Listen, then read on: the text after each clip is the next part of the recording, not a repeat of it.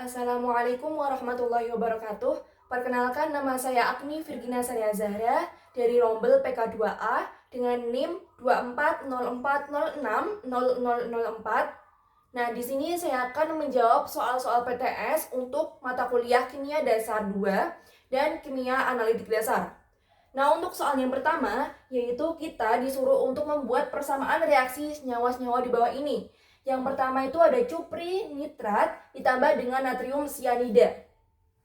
Di mana cupri nitrat sendiri itu rumusnya adalah CuNO3 dua kali ditambah dengan natrium sianida rumusnya adalah NaCN. Nah, sehingga dia ketika ditambahkan, dicampurkan akan membentuk senyawa kompleks yaitu Na2CuCN4 ditambah dengan NaNO3. Sebelumnya kan belum setara tuh. Nah, sekarang kita setarain sehingga hasilnya adalah CuNO3 dua kali ditambah dengan 4 NaCN menghasilkan Na2CuCN4 ditambah dengan 2 NaNO3. Sehingga namanya adalah tembaga 2 nitrat ditambah dengan natrium sianida menghasilkan natrium tetracyanocyanokuprat 2 ditambah dengan natrium nitrat. Selanjutnya yang nomor 2 yaitu ferriklorida ditambah dengan amonium hidroksida berlebih. Di mana ferriklorida sendiri yaitu rumusnya FeCl3 ditambah dengan amonium hidroksida berlebih rumusnya adalah NH4OH. Ketika mereka ini ditambahkan akan membentuk FeOH 3 kali yaitu berbentuk endapan ditambah dengan NH4Cl. Setelah disetarakan, dia menjadi FeCl3 ditambah 3 NH4OH menghasilkan FeOH 3 kali yang berbentuk endapan. Biasanya endapannya itu berwarna coklat kemerahan ditambah dengan 3 NH4Cl. Sehingga namanya adalah besi 2 klorida ditambah dengan amonium hidroksida menjadi endapan besi 3 hidroksida ditambah dengan amonium klorida. Nah, sekali lagi biasanya endapan pada FeOH 3 kali ini berwarna coklat kemerahan. Selanjutnya yang nomor 3 yaitu staniklorida ditambah dengan kalium hidroksida. Di mana staniklorida sendiri itu rumusnya SnCl2 ditambah dengan kalium hidroksida adalah KOH. Sehingga ketika mereka ditambahkan, dicampurkan akan menghasilkan SnOH 2 kali. Ini juga bentuknya adalah endapan. Endapannya berwarna putih biasanya. Terus ditambah dengan KCl. Setelah disetarakan, dia menjadi SnCl2 ditambah dengan 2KOH menjadi atau menghasilkan SnOH 2 kali yang berbentuk endapan dan 2KCl. Sehingga namanya adalah timah 2 klorida ditambah dengan kalium hidroksida. Dia akan menjadi dan menghasilkan endapan timah 2 hidroksida dan kalium klorida. Sekali lagi, SnOH 2 kali itu biasanya endapannya berwarna putih. Selanjutnya, yang nomor 4 adalah ferrosulfat ditambah dengan kalium sianida berlebih. Ferrosulfat sendiri rumusnya adalah FeSO4 ditambah kalium sianida berlebih rumusnya adalah KCN. Sehingga ketika mereka ditambahkan akan menghasilkan K4 FeCN6, di mana K4 FeCN6 ini adalah senyawa kompleks dan ditambah dengan K2SO4. Setelah disetarakan akan menjadi FeSO4 ditambah 6KCN menghasilkan K4 FeCN6 ditambah K2SO4. Sehingga namanya adalah besi 2 sulfat ditambah kalium sianida menghasilkan kalium heksasianoferat 2 ditambah dengan kalium sulfat. Selanjutnya nomor 2, next. Selanjutnya adalah nomor 2. Di sini ada masalah yaitu larutan bening tidak berlabel diduga mengandung campuran dari kation golongan 1 dan kation golongan 2. Nah, langkah awal apa yang kita lakukan? Yaitu yang pertama, laboran harus menambah HCl encer. Kenapa? Karena kation golongan 1 seperti Ag+, Pb2+, Hg22+ itu akan membentuk endapan klorida tak larut. Nah, Kation golongan 2 seperti Cu2+, Bi3+, As3+, dan lain-lain akan membentuk endapan sulfida bila diberi H2S dalam suasana asam.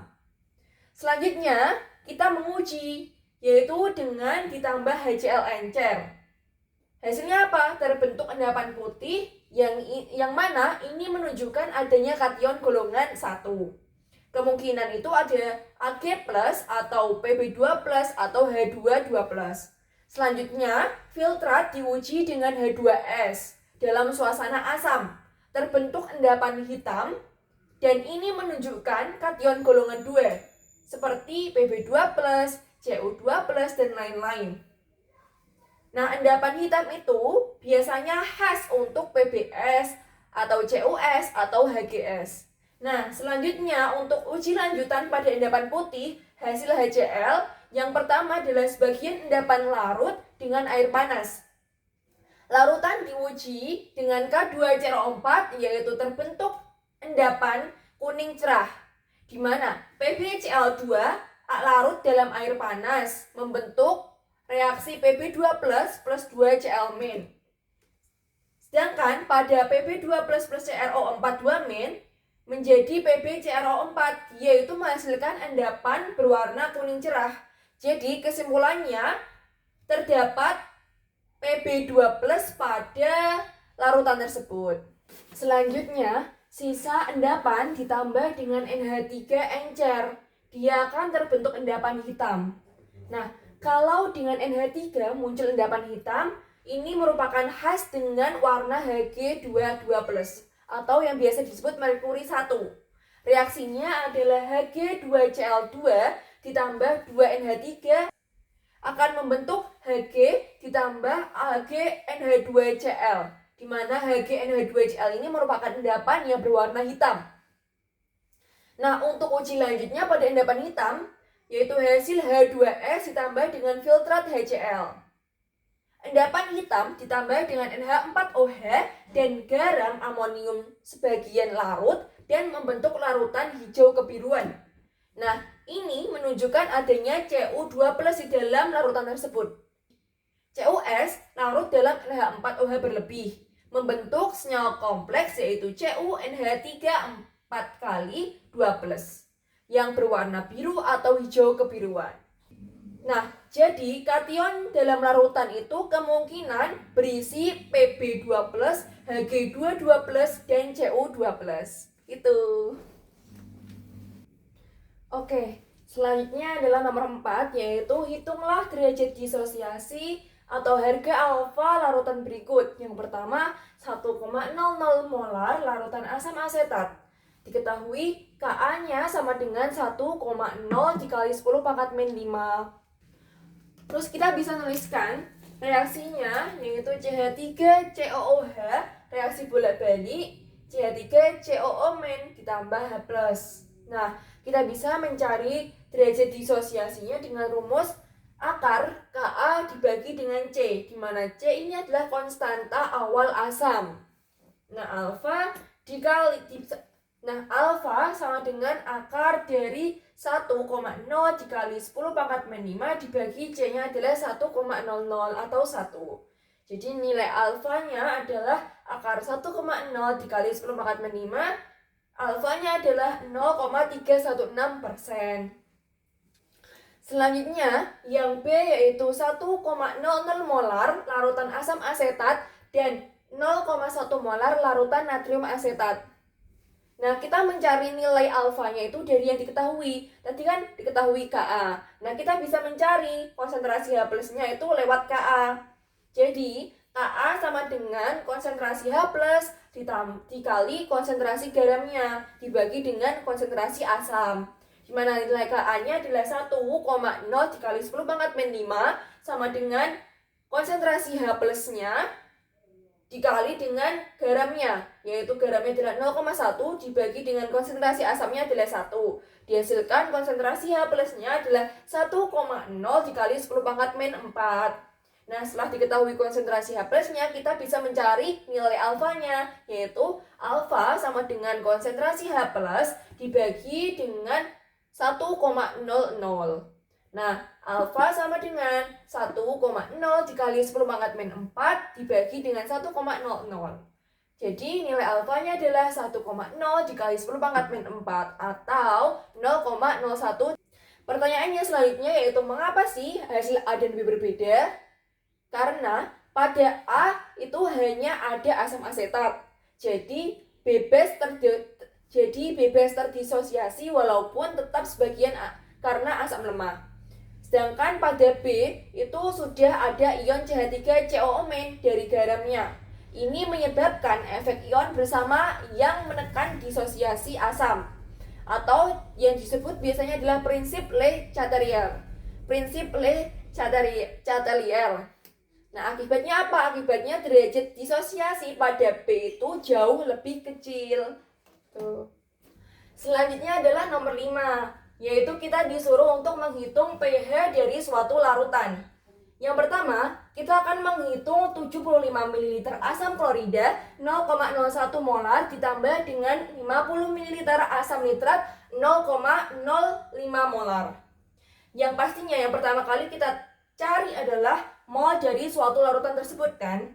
Nah, mol dari HCl sama dengan 0,01 molar dikali dengan 0,075 liter. Tadi kan awalnya dia kan 75 ml. Terus kita jadikan ke liter, yaitu 0,075 liter. Hasilnya adalah 0,00075 mol. Selanjutnya adalah mol HNO3, yaitu 0,05 molar dikali dengan 0,05 liter. Sama tadi, awalnya kan dia 50 ml. Terus kita jadikan liter, hasilnya adalah 0,05 liter. Sehingga mol HNO3-nya adalah 0,0025 mol. Total dari mol H+, yaitu tadi dijumlahkan, hasilnya adalah 0,00325 mol. Selanjutnya, kita mencari volume totalnya. Volume totalnya tinggal ini tadi dijumlahkan, kan masih dalam bentuk mililiter. Sehingga hasilnya adalah 125 ml. Terus kita jadikan ke liter, hasilnya adalah 0,125 liter. Selanjutnya kita adalah mencari konsentrasi H+-nya, yaitu 0,00325 dibagi dengan 0,125. Dihasilkan konsentrasi H+-nya adalah 0,026 molar. Selanjutnya, ketika kita udah tahu H+-nya berapa nih, terus kita mencari pH-nya dengan rumus main log konsentrasi H+. Di mana konsentrasi H+-nya tadi kan udah diketahui. Terus kita tinggal masukin deh main log 0,026. Hasilnya pH-nya adalah 1,59. Selanjutnya yang B, kita akan mencari pH dari 50 ml NaOH 0,01 molar ditambah dengan 50 ml larutan amonia 0,1 molar. Dan diketahui nilai Kp-nya adalah 1 dikali 10 pangkat min 5. Di mana NaOH itu adalah basa kuat dan amonia adalah basa lemah. Yang pertama kali kita cari tahu pasti adalah mol. Nah, mol dari NaOH sama dengan 0,01 dikali dengan 0,05 sama dengan 0,0005 mol. Nah, mol dari NH3-nya yaitu 0,1 dikali 0,05 sama dengan 0,005 mol. Nah, NaOH bereaksi dengan NH3, dia akan membentuk NH4+, di mana itu adalah larutan penyangga. Sisa setelah reaksinya, yaitu NH3 tersisa sebanyak 0,0045 mol dan NH4 nya itu terbentuk 0,0005 mol. Jadi total volumenya adalah volume kedua ini adalah 100 ml, dijadikan liter maka hasilnya adalah 0,1 liter. Selanjutnya kita akan mencari konsentrasi NH3-nya, yaitu 0,0045 dibagi dengan 0,1. Dihasilkan konsentrasi NH3-nya yaitu 0,045 molar. Selanjutnya mencari konsentrasi NH4+-nya yaitu 0,0005 dibagi juga dengan 0,1. Hasilnya adalah 0,005 molar. Setelah diketahui konsentrasi NH3-nya dan NH4+-nya, kita bisa mengetahui pH-nya. pH-nya itu dicari dengan rumus pOH sama dengan PKB ditambah log konsentrasi NH4+ dibagi dengan NH3. Nah, PKB-nya kan belum diketahui tuh, maka kita akan mencari PKB-nya dulu dengan rumus min log KB. Jadi PKB sama dengan min log KB-nya tadi kan udah diketahui, 1 dikali 10 pangkat min 5. Maka nilai PKB-nya adalah 5. Maka setelah diketahui PKB-nya yaitu 5, maka kita bisa memasukkan nilai PKB ini ke dalam POH-nya. POH sama dengan 5 ditambah log 0,005 dibagi dengan 0,045. Dihasilkan 5 ditambah log 1/9, yaitu 5 dikurangi 0,95, hasil POH-nya adalah 4,05. Setelah diketahui POH, maka kita bisa mencari pH dengan rumus pH sama dengan 14 dibagi dengan POH. POH-nya yaitu nilainya 4,05. Jadi nilai pH-nya adalah 9,95. Selanjutnya adalah mencari pH dari 100 ml asam asetat 0,1 molar ditambah dengan 100 ml barium hidroksida 0,05 molar. Nah, pastinya kita mencari mol dulu. Mol CH3COH adalah 0,01 mol dan mol OH- dari BaOH 2 kali yaitu 0,01 mol. Nah, biasanya kan seharusnya kan 0,05 dikali 0,1 doang kan. Kenapa di sini ada 2? Karena pada PaOH 2 kali ini kan OH-nya ada 2, jadinya dia dikali 2 gitu. Selanjutnya, reaksinya adalah CH3COOH ditambah dengan OH- menjadi CH3COO- ditambah H2O. Nah, karena mol CH3COOH dan OH- adalah sama, keduanya habis terbentuk CH3COO- sebanyak 0,01 mol. Selanjutnya adalah mencari volume totalnya dengan menjumlahkan 100 ml ditambah dengan 100 ml dihasilkan 200 ml dijadikan liter adalah 0,2 liter.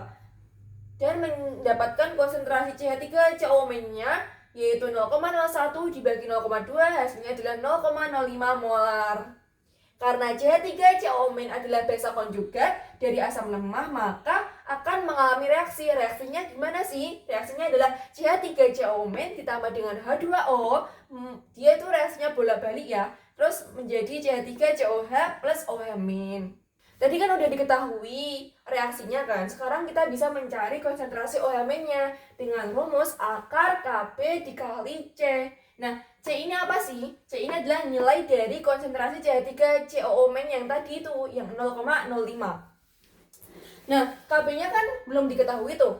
Nah, kita mencari Kb dengan rumus Kw per Ka. Kb sama dengan Kw-nya adalah ketetapan yaitu 1 dikali 10 pangkat min 14 dibagi dengan Ka-nya adalah 1,8 dikali 10 pangkat min 5. Dihasilkan nilai Kb-nya adalah 5,56 dikali 10 pangkat min 10. Setelah diketahui Kb, kita bisa memasukkan Kb ini ke dalam rumus konsentrasi OH-nya yang tadi, yaitu dimasukkan konsentrasi OH- sama dengan akar dari 5,56 dikali 10 pangkat min 10 dikali C-nya adalah 0,05. Dihasilkan nilai konsentrasi OH-nya adalah 5,27 dikali 10 pangkat min 6 molar. Setelah diketahui konsentrasi OH-nya, kita bisa mencari POH-nya dengan rumus min log konsentrasi OH- yaitu min log 5,27 dikali 10 pangkat min 6. Dihasilkan POH-nya adalah 5,28. Setelah diketahui POH, kita bisa mencari pH-nya dengan rumus 14 dikurangi POH. 14 dikurangi 5,28 dihasilkan nilai pH-nya adalah 8,72. Gitu. Selanjutnya saya akan menjawab pertanyaan dari nomor 6. Selanjutnya saya akan menjawab soal nomor 6, yaitu diketahui larutan penyangga dibuat dengan mencampurkan 120 ml larutan asam formiat 0,1 molar dengan 75 ml larutan kalsium formiat 0,1 molar. Nah, dari pernyataan ini kita bisa mengetahui bahwa volume HCOOH atau volume dari asam formiat adalah 120 ml. Kalau dijadikan liter hasilnya 0,12 liter. Dan konsentrasi HCOOH-nya adalah 0,1 molar, di mana kita bisa mengetahui atau bisa mencari mol dari asam formiat ini adalah 0,1 dikali 0,212, dihasilkan mol dari asam formiat adalah 0,012 mol. Nah, selanjutnya Diketahui juga volume CaHCOO 2 kali, yaitu rumus dari kalsium formiat dengan volumenya adalah 75 ml, dijadikan liter, hasilnya adalah 0,075 liter. Selanjutnya adalah konsentrasi CaHCOO 2 kalinya adalah 0,1 molar, sehingga kita bisa mencari tahu mol dari kalsium formiatnya adalah 0,1 dikali 0,075 sama dengan 0,0075 mol. Nah, karena tiap 1 mol CaHCOO 2 kali menghasilkan 2 mol HCOO main, maka mol HCOO main adalah 0,0075 itu dikali 2. Hasilnya adalah 0,015 mol.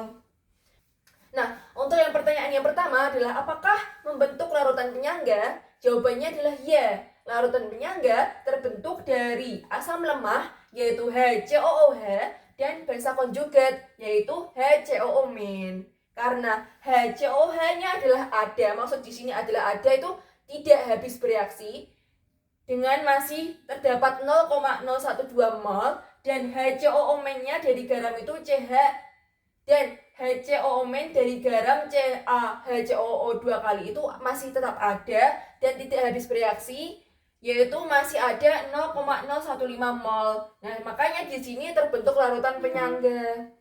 Nah, selanjutnya pertanyaan kedua adalah berapa pH larutan penyangga yang terbentuk? Tadi kan diketahui nilai Ka-nya adalah 2 dikali 10 pangkat min 5, sehingga kita bisa mencari pKa-nya adalah min log 2 dikali 10 pangkat min 5, hasilnya adalah 4,70. Sehingga kita bisa mencari pH dengan rumus pKa ditambah log konsentrasi basa konjugat dibagi dengan konsentrasi asam.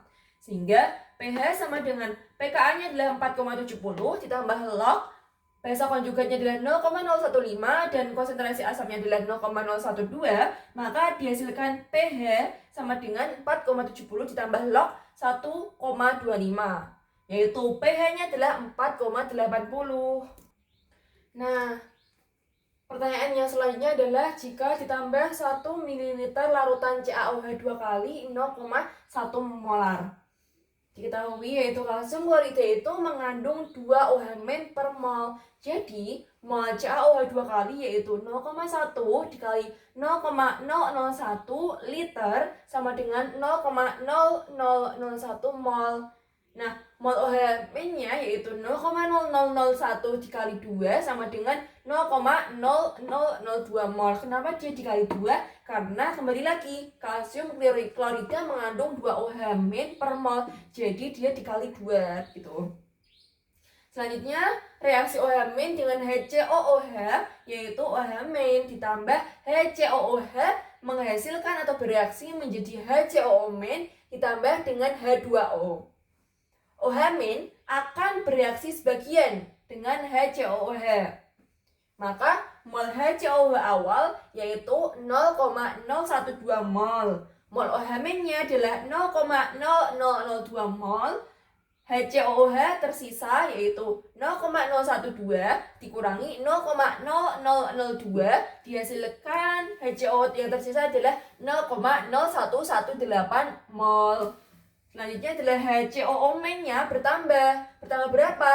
Nah, 0,015 ditambah dengan tadi 0,0002 dihasilkan HCOO main bertambah sebanyak 0,0152 mol. Selanjutnya adalah mencari pH baru dengan rumus pH sama dengan pKa ditambah dengan log HCOO main yang bertambah tadi dibagi dengan HCOOH yang tersisa, yaitu pH sama dengan pKa-nya tadi kan adalah nilainya 4,70 ditambah log 0,0152 dibagi dengan 0,0118. Dihasilkan pH-nya adalah 4,70 ditambah 0,11. Dihasilkan pH akhirnya adalah 4,81.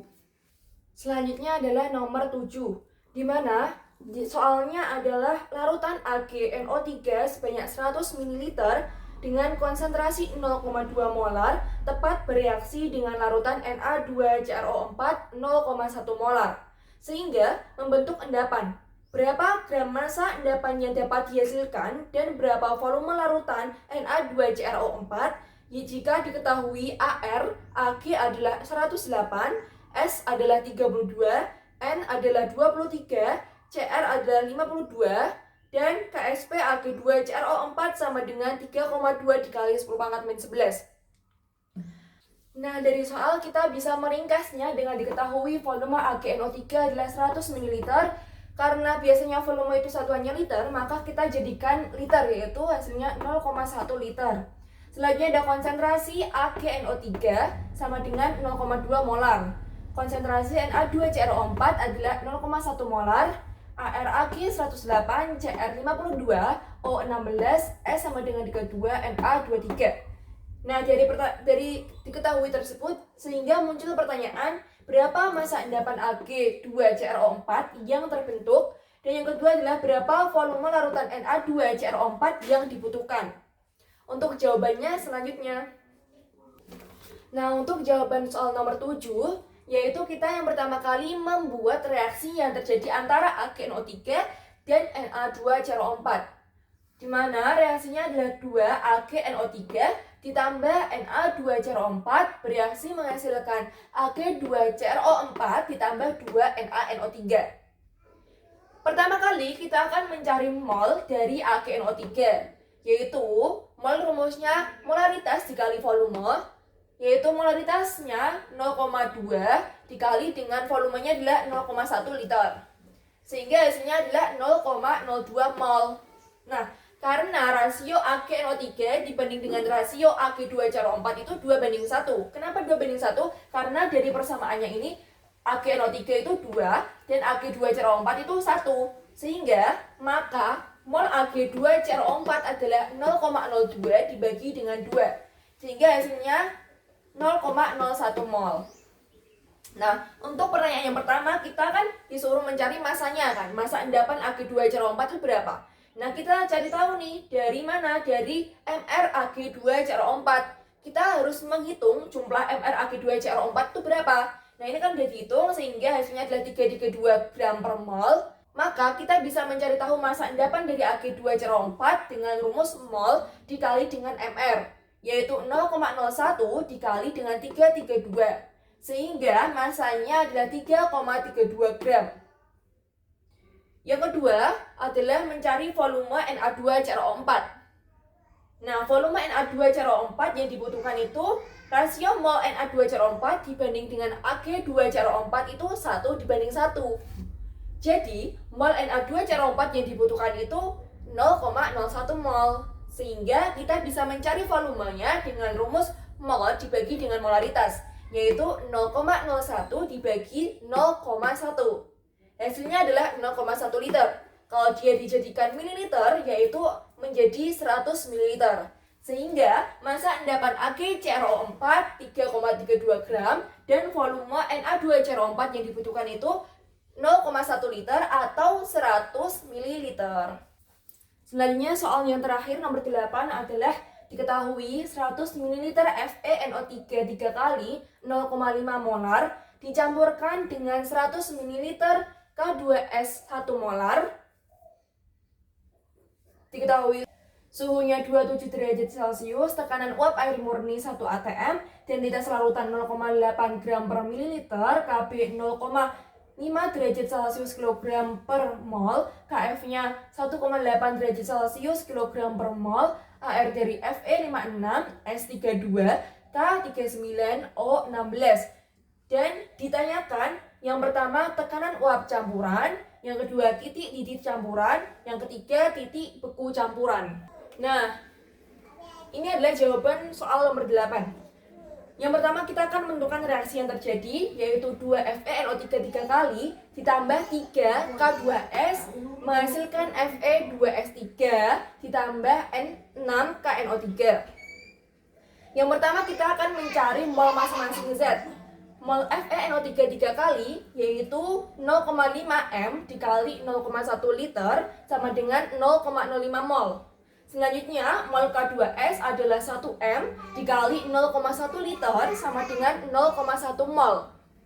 Nah, perbandingan reaksi antara FeNO3 3 kali dibanding dengan K2S adalah perbandingannya 2 dibanding 3. Maksudnya apa? Maksudnya adalah 0,05 mol FeNO3 3 kali itu butuh 0,07 mol K2S. Tapi K2S ada 0,1 mol, jadinya kelebihan kan? Selanjutnya FeNO3 3 kalinya habis, K2S sisa 0,025 mol. Nah, selanjutnya adalah sisa zat dan ion dalam larutan. Setelah reaksinya selesai, maka akan terbentuk 6 KNO3 dari 2 FeNO3 3 kali, sehingga menjadi 0,05 mol, menghasilkan 0,15 mol KNO3. Selanjutnya, KNO3 larut dan menghasilkan 0,15 mol K+ dan 0,15 mol NO3-. Nah, sisa K2S 0,025 mol menghasilkan 0,05 mol K+ dan 0,025 mol S2-. Nah, sehingga total ion larutnya adalah K+ sama dengan 0,15 ditambah 0,05 sama dengan 0,2 mol. NO3- sama dengan 0,15 mol, S2- sama dengan 0,025 mol.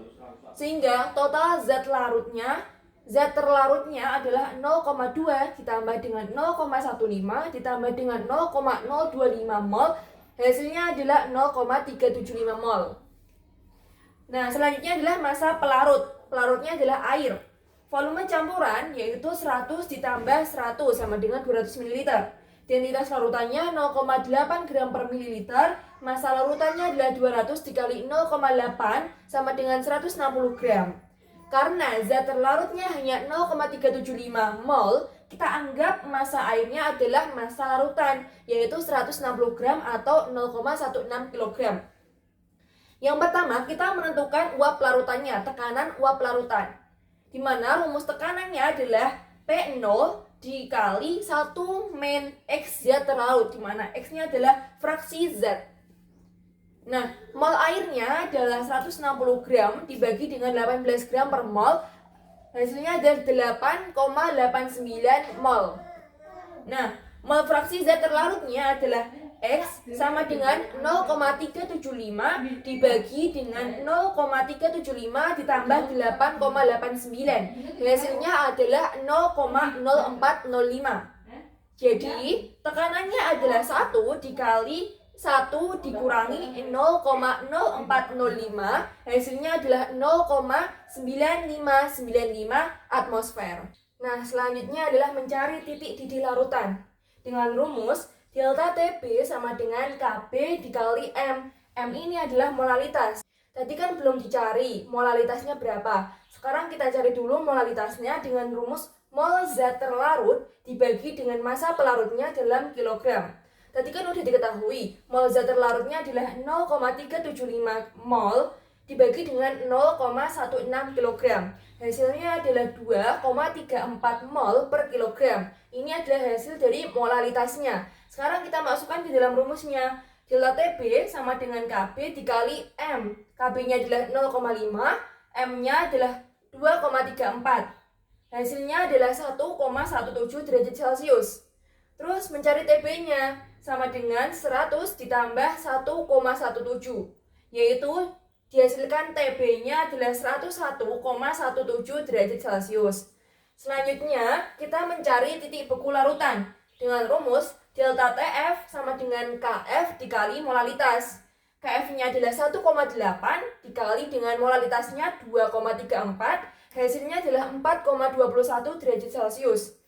TF sama dengan 0 dikurangi 4,21 derajat Celcius, dihasilkan TF-nya adalah min 4,21 derajat Celcius. Jadi, hasil akhirnya adalah tekanan uap campuran yaitu 0,9595 atmosfer. Titik didih campurannya adalah 101,17 derajat Celcius. Titik beku campurannya adalah min 4,21 derajat Celcius. Mungkin 7 soal saja yang bisa saya jawab. Kurang lebihnya mohon maaf karena saya juga sedang belajar. Mohon maaf dan terima kasih telah menonton. Sekian, wassalamualaikum warahmatullahi wabarakatuh.